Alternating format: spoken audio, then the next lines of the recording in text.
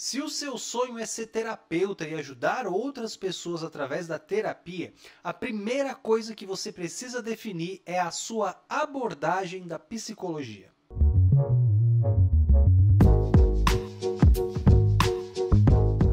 Seja muito bem-vindo ao meu curso de hipnose e hipnoterapia totalmente gratuito aqui pelo YouTube. Se você ainda não está acompanhando esse curso completo e quer assistir desde a primeira aula, aqui na descrição desse vídeo você vai encontrar um link para a playlist para você assistir esse curso desde a primeira aula.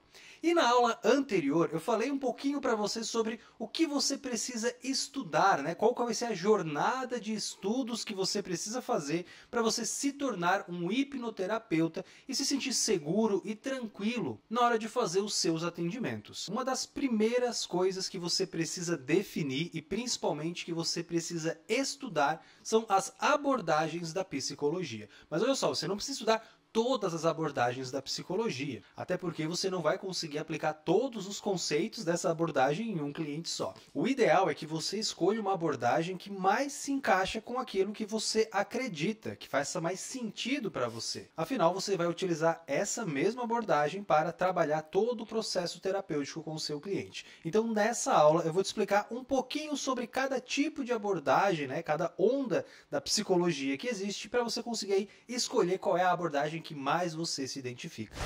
E não tem como a gente começar a falar sobre abordagens da psicologia sem começar falando sobre aquela que é a mais popular de todas, a mais famosa, até porque é uma das primeiras abordagens a surgir, que é a psicanálise. A psicanálise, que foi desenvolvida por Sigmund Freud, você provavelmente já viu esse rosto antes, ou você já ouviu falar nesse nome, ou já ouviu aquela frase Freud explica, né? Por quê? Porque a abordagem psicanalista, né, da teoria psicanalista desenvolvida por Freud, ela é uma abordagem mais filosófica.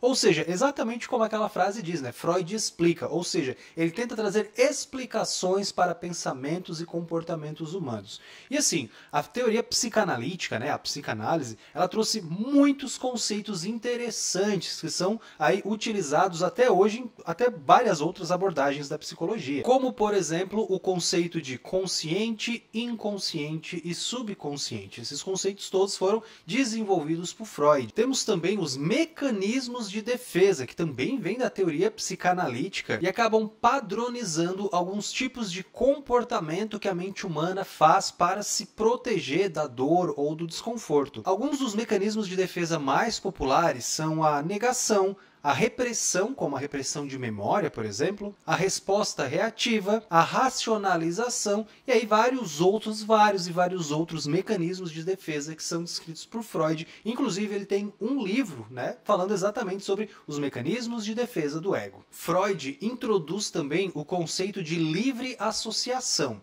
Ou seja, a livre associação nada mais é do que o cliente começar a falar sobre, aparentemente, coisas e situações aleatórias, sentimentos ali que não tem conexão, e depois de um tempo ele vai associando as memórias e os sentimentos e começa a trazer aí memórias e sentimentos mais antigos, memórias e sentimentos que são negativos, que são traumáticos e acabam trabalhando todo esse durante esse processo de associação livre ou livre associação. Inclusive, essa livre associação é muito parecida com a hipnoanálise que a gente faz durante a regressão de memória, que é basicamente o quê? Buscar memórias e sentimentos que estão associados a um evento negativo específico que o cliente já viveu. A parte de interpretação de sonhos também está incluído aqui na teoria psicanalítica, né, desenvolvida por Freud. Mas assim, não existe só a psicanálise dentro, né, dessa força psicanalítica. Existe também a psicodinâmica. Existem outros terapeutas que desenvolveram também abordagens semelhantes, baseados, claro, né, na teoria psicanalística de Freud, mas desenvolveram aí suas próprias teorias, sua própria linha de pensamento. Então vale você, se você se interessar por psicanálise, vale você buscar aí exatamente quais são os autores que mais se encaixam com aquilo que você acredita. A segunda força da psicologia é a psicologia comportamental. As abordagens que estão inclusas dentro dessa força, elas têm um viés não tão filosófico como tinha, por exemplo, a psicanálise de Freud. A psicologia comportamental, ela é mais mecanicista, ou seja, ela é baseada em focar focar no comportamento observável do seu cliente e as relações desse comportamento com o ambiente que ele está inserido. Dentro da psicologia comportamental, você vai encontrar algumas abordagens, como por exemplo o behaviorismo e a terapia cognitivo-comportamental, que é a abordagem que eu aplico e a abordagem também que eu ensino lá na comunidade Marcílio. Dentro da psicologia comportamental, a gente tem alguns conceitos que são bem interessantes, como por exemplo o condicionamento clássico. O condicionamento clássico até você provavelmente já ouviu falar, se você já está estudando aí sobre hipnose, sobre gatilhos, que exatamente é o que a gente chama de ancoragem, que é associar dois estímulos que não têm normalmente relação um com o outro, certo? Para que toda vez que um estímulo seja feito, o outro também seja executado. Como, por exemplo, no experimento de Pavlov, onde ele acabou associando, ele acabou condicionando os cachorros a todas as vezes que eles escutavam uma campainha, o cachorro salivava. Por quê? Porque ele condicionou que toda vez que ele tocava uma campainha,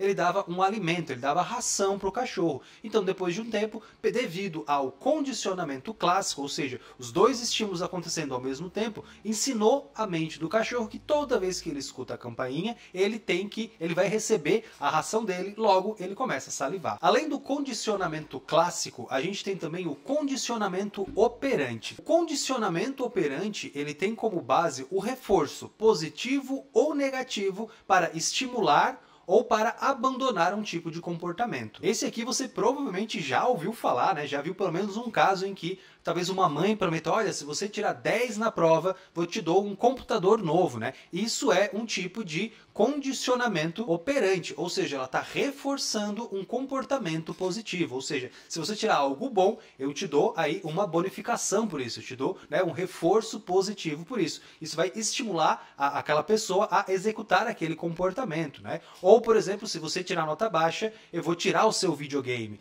Ou seja, é um reforço negativo. Se você tiver esse comportamento, eu vou retirar alguma coisa de você, ao invés de eu dar alguma coisa para você, Inclusive, esse tipo de tratamento, esse tipo de condicionamento é muito feito naquele programa de TV Super Nanny, onde ensina as crianças, e tudo mais. Nesse programa, você vê claramente o condicionamento operante em ação. Como eu comentei, a psicologia comportamental, ela é mais mecanicista, ela tende a compreender exatamente como que a mente funciona. E um dos conceitos mais importantes da psicologia comportamental, principalmente para quem segue a linha da terapia cognitivo-comportamental, é o conceito de pensamento gera sentimento que gera comportamento. Ou seja, se o meu cliente pensar, hoje meu dia vai ser muito ruim, ele vai se sentir mal, porque ele está pensando que o dia dele vai ser ruim, e como ele está se sentindo mal e está pensando que o dia dele vai ser ruim, como que ele vai se comportar? Ele vai se sentir para baixo, ele vai se sentir desanimado, ele não vai fazer as coisas direito e realmente ele vai se comportar como se estivesse tendo um dia ruim. E o que vai acontecer? Ele de fato vai ter um dia ruim. Então, como a psicologia comportamental ela não tem essa base mais filosófica, mas ela é sim mais mecanicista, ou seja, ver realmente como é o funcionamento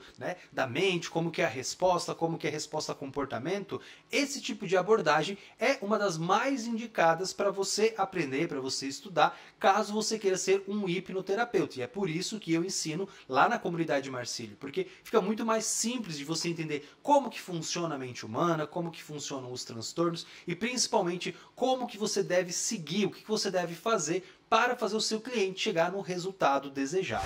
E por fim, a terceira força da psicologia é a psicologia humanista. A psicologia humanista, ela não vem aí das partes filosóficas de Freud, nem vem de análise de comportamento. A psicologia humanista, ela vê o ser humano como um todo, e ela é focada na capacidade do indivíduo de se autodesenvolver e buscar o seu potencial máximo. Dentro dessa força, você pode encontrar algumas abordagens, como por exemplo, a psicologia humanista e a psicologia existencial. E essas abordagens, elas acabam trabalhando com conceitos muito interessantes, como por exemplo, a autenticidade, ou seja, o sujeito deve ser ele mesmo, ser feliz e se realizar sendo quem ele realmente é. Trabalha também com aceitação incondicional, tanto aceitar incondicionalmente quem a pessoa é, os defeitos, o transtorno que ela tem, mas também aceitar incondicionalmente as outras pessoas, principalmente as pessoas aí que têm mais carinho, mais contato com o seu cliente. Essas abordagens, elas também focam muito em empatia e, claro, na autorrealização, ou seja, foca aí em todos os pontos que são necessários em que o seu cliente volte a viver de maneira saudável, que ele tenha um ambiente saudável, que ele saiba lidar com todos os problemas, com todas as situações, que ele supra todas as suas necessidades básicas, intermediárias, até o momento em que ele chega na autorrealização, ou seja, no autodesenvolvimento. Então a gente tem aí as 3 grandes forças da psicologia e dentro de cada uma dessas forças a gente tem as suas abordagens, tá? Então cada uma dessas forças que eu falei para você tem aí algumas abordagens que estão inclusas nela e você pode escolher aquela que mais se adequa com a sua maneira de ver o mundo, que mais se adequa com aquilo que você acredita. Afinal, você vai utilizar todo esse pensamento, toda essa linha, né, de pensamento terapêutico para trabalhar com o seu cliente. Então você tem que acreditar de fato naquilo, né? Tem que se ligar com as suas crenças para que você consiga executar a terapia da melhor maneira possível. E claro, logo depois de você definir a abordagem terapêutica que você vai utilizar, o próximo passo é escolher o tipo de hipnoterapia que você vai utilizar na sua clínica. E na próxima aula eu vou te explicar um pouquinho mais sobre os tipos de hipnoterapia que você pode encontrar. A gente se vê lá.